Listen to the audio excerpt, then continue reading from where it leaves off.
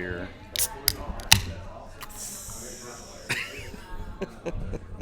You gotta open your beer up. Why? Can I It'll open take it? you a minute. You're not gonna be able to open that fast enough. What do you mean open it fast enough? Open it. All right, I will open it. There, Jesus. It's time for the Prosiliency Podcast, aka DR in a Bar. Now, without further ado, here are your heart-stomping, pants-dropping, history-making, earthquaking, love-making, and booty-shaking hosts, Vince Vaughn and Eddie Perez. Thank you, Anna the Prize Girl. Welcome to another edition of the Prosiliency Podcast. I'm Vince Vaughn. With me, as always, is my hetero life mate, Eddie Perez. Say hello, Eddie. Hello, world. So, where are we at, Eddie? Well, we're in St. Pete. St. Petersburg, Florida. Yep, in This Florida. is, out of 13 episodes, this is our fourth city. Yes, you're correct. Awesome. Very good. We're actually leaving the Midwest. Well, New Orleans was leaving the Midwest. Well, it was still in the middle, Yeah. right? It wasn't to the far right, east or west coast. Yeah, That's for what sure. I'm considering, right? So what we're doing in Tampa, St. Pete, is that we're here at the Alexander Open Systems Executive Exchange. As a result, because we're in Tampa, we're actually trying some Tampa beers today. Yeah, we are going to try some expensive Tampa beers. So expensive. Because the what's resort- what's an expensive Tampa beer? $6 for a small can. They got me on that last night. $6 for a small can. So And $7 for mine. well, it's way bigger. Look at that.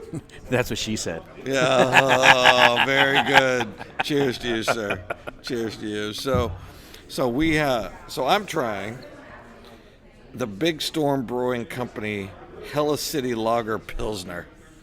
And I tried the Big Storm Brewing Company IPA yesterday, and it's literally one of the worst beers I've ever had.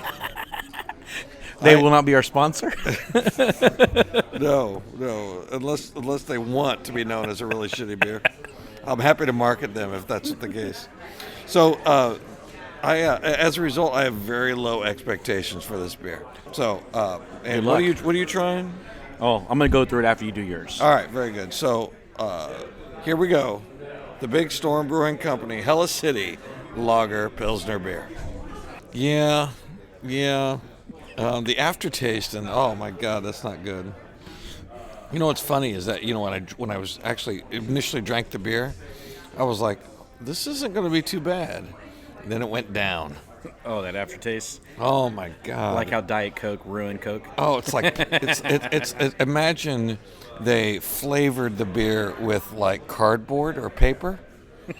That wasn't their filtration system? No, it was like you know how. Remember the old mimeograph machines? They had ink all over the paper and stuff. Oh, yeah. That's exactly what this beer tastes like. It is. Yeah. It's a bad beer. I've got to give this. I feel like a 3.17 is generous, so I'm going to go with a 3.16. I don't know what I'm worried about my next beer. So, I think they use the water down here. Yeah. That's probably what happened. The problem is. Yeah, probably. So I'm going to be doing the Tampa Bay Brewing Company Florida True Blonde Ale with what is that? It looks like a cat or something. some type of cat or Like a cougar. a cougar. It's a cougar. I like cougars. I bet you. I know you It do. says "Draft beer to your face" is actually their slogan. Awesome. And so let me try this bad boy, Very good. the American Blonde Ale. Yes, let's do it. Actually, it's pretty good. Really? Yeah. Hold on. Try that bad boy. For an ale? Yeah. Oh yeah, that's way better. Oh my God, that's way better than what I had. Jesus. I told you I was going to pick out the bad beer for you. No, God. Dang. So- Well, nicely done, sir. Yeah, and actually it's a ale. You know I'm not a big ale guy. Right. And I could actually drink. It's not over ale-y.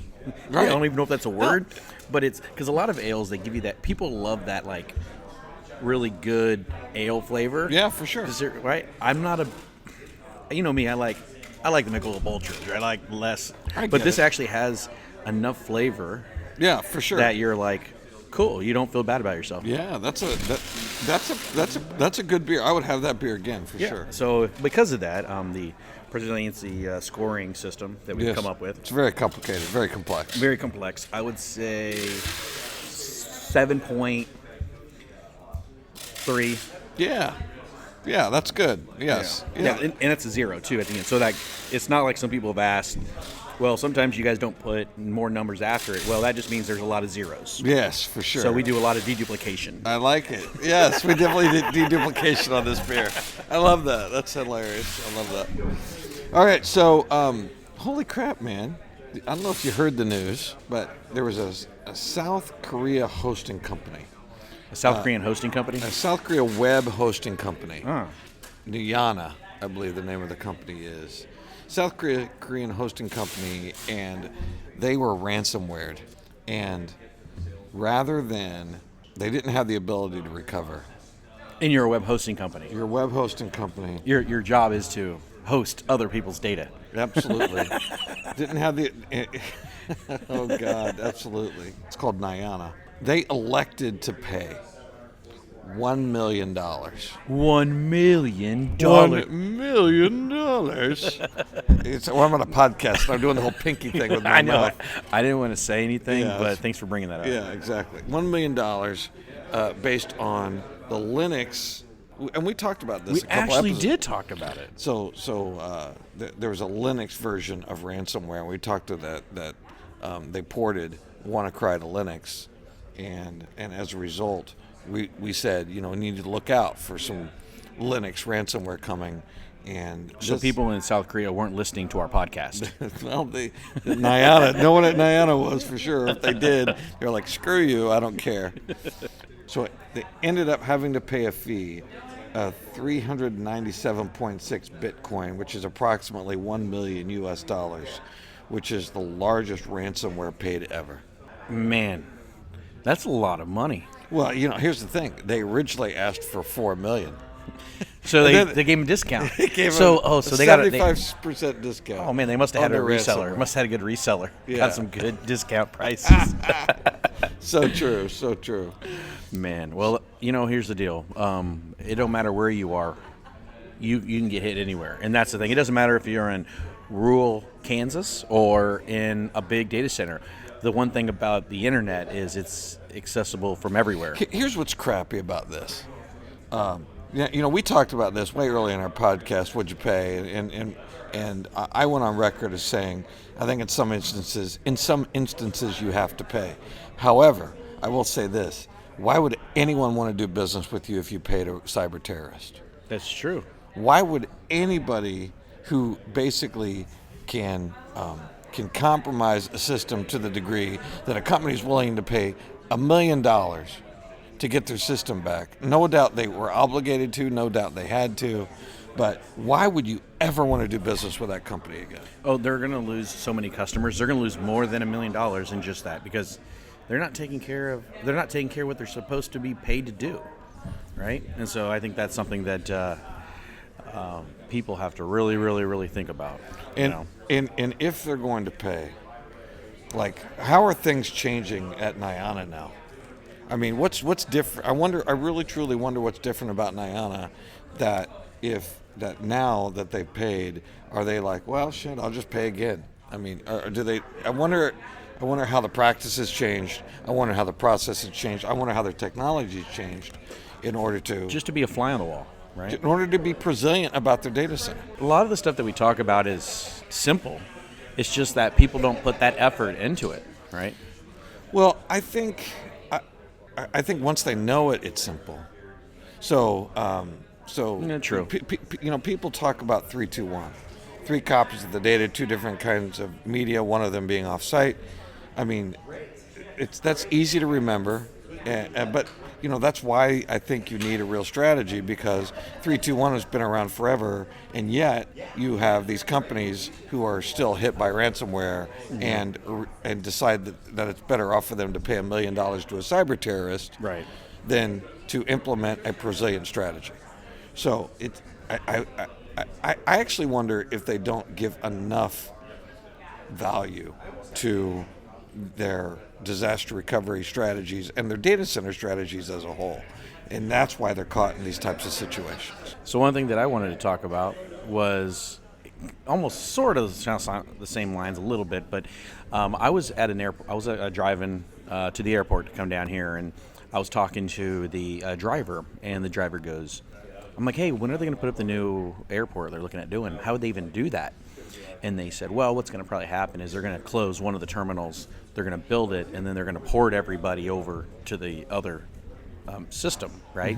And so there for a while they'll have two systems running active, right? Why they start moving things over. When you say system, you mean two the airplanes. terminals? Yeah, two terminals temporarily as they start moving things over. And made me start thinking, when I think about having an active-to-active data center, and a lot of companies would like to do that. One of the reasons why I think active data centers is pretty important is just for the ability to do maintenance or migrations a lot easier. Whereas right now we have customers that have one data center and they have an offsite. But let's say they want to rip out their whole infrastructure and start fresh, start new. A lot of times they might not have space. They don't have a lot of power there. And so the ability to have both systems running together in the same data center becomes very, very hard. Yeah, sure. And so running an active data center allows you to be resilient within your system, but also know that if you need at anything a planned downtime, which actually is probably going to happen more than an unplanned. Yeah, sure. We can actually, you're able to run that in that secondary site. I think a lot of people are going to start using that second site as cloud with more of the ability for people to power them up, but the applications need to be available to be ported easily. Right now, what the hard part is that you don't have that ability easily to have application run and do like migration to the cloud while it's still running. A lot of times, it actually has to be, there's like some failover, it's a downtime, it's not really always on for some of their systems. All right, so let's break this down. So you've got this application and it's running on premise, and maybe you have a disaster recovery site, maybe you have a DR site already, or maybe you're using the cloud.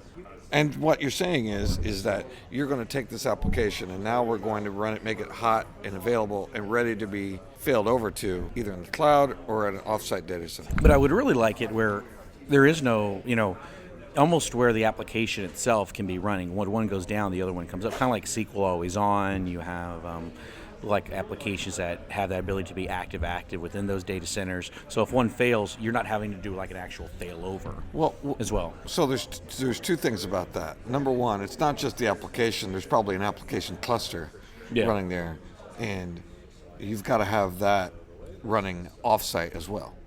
Right.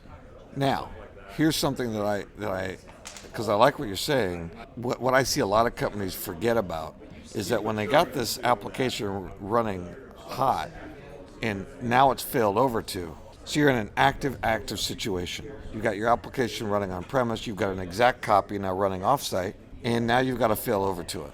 What the gap I see in people's strategy is they forget they have to take a backup now of what's going on offsite. Yeah, and I think that's where a lot of people, they just put it out there and that's not being protected out there as well. I was talking to a customer today about the cloud, and Amazon was talking to him, and he said that Amazon's talking about 10 nines of availability. And I'm like, okay, wow. 10 nines, all right. And I go, that's cool, but they'll only pay you out if they don't get their 3 nines and a 7 of availability. Sure. Right? And so making sure that you are backed up, even in an active scenario, you need to make sure you are protecting both things from CryptoLocker, from whatever, to make sure that you are being resilient within your system. What do you mean by 3 nines and a 7 and payout? What does that mean? What that means is that, so when Amazon went down, they didn't have to pay anybody because they actually hit their site. They actually hit their SLAs. So they could have been down for hours and never have to pay anybody out. Yeah. Got it. And so 3 nines and a 7, so you're talking about having hours and hours of downtime and not having to pay. Yeah. The net of this, the summary of this, is it's not just 3-2-1. It's you got to have 4 copies of the data, and that one copy, the 4th copy, is really that replica that's a copy running offsite. Right, because if you do fail over, you have to have the systems in place to start backing that up real time. You can't just be like, well, it's over there, I'm running it, now I'm not going to protect that data. How long are you going to be over at that other site? You don't know. It could be a month, it could be a year. You need to have that infrastructure, and that's where that 4th copy that people don't think about comes in, is if you do fail over, you need to be able to still run business the same way that you were running it before and protecting it, because you still might have legal requirements. Legal requirements don't stop because you failed over a data center. Yeah. The government doesn't care. Right. Right. We need to make sure that you do have that copy to back up. And that adds another layer of security. Typically, when you're running something offsite, you might be on a different subnet as a result where you're running it offsite. Right. It's not impossible. I'm not saying it's a fail-safe, but you're making it more difficult for the bad guys to actually do anything bad to you offsite. And you've got this, as long as you're not replicating the crypto, right? I mean, because when you do replication, you could very easily replicate what's bad over on premise over offsite. But you also have restore points that you can fail back to and make sure that what you're failing back to actually is safe, secure, and good. Right. If you're not doing that, what? You have the ability to be at risk. Yeah. Right? Totally. Losing jobs, money, or $1 million. Yes. Yeah. And lives. Right? Yeah, absolutely. Well, very good, man. Well, I this has been a great week. I've enjoyed spending it with you. What are you going to do this weekend? I'm gonna hang out with my son. Yeah. So cool. we're gonna hang. We're big into family, so we're gonna be doing that. Yeah. But yeah, I look forward to this weekend, and we'll probably be doing our next podcast. Listen to us. We'll be in Vegas. Absolutely. We'll be having another podcast in Vegas, and so I think hopefully everybody will listen in. Very good. All right, man. Well, listen. Thank you for joining. Thank you for listening, and we'll talk to you soon. Thanks. This has been a Passage Digital presentation. Remember to back that shit up.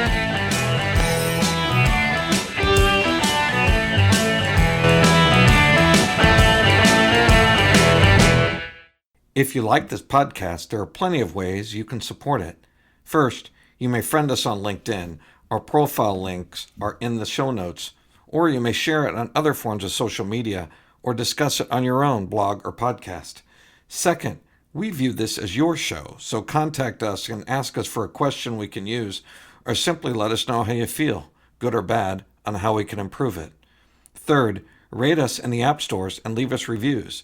If you hate us, feel free to 1-star that shit. But remember, 5 stars give you total consciousness on your deathbed, so you have that going for you, which is nice. And lastly, please visit us on the web at prosiliency.com, prosiliency.com.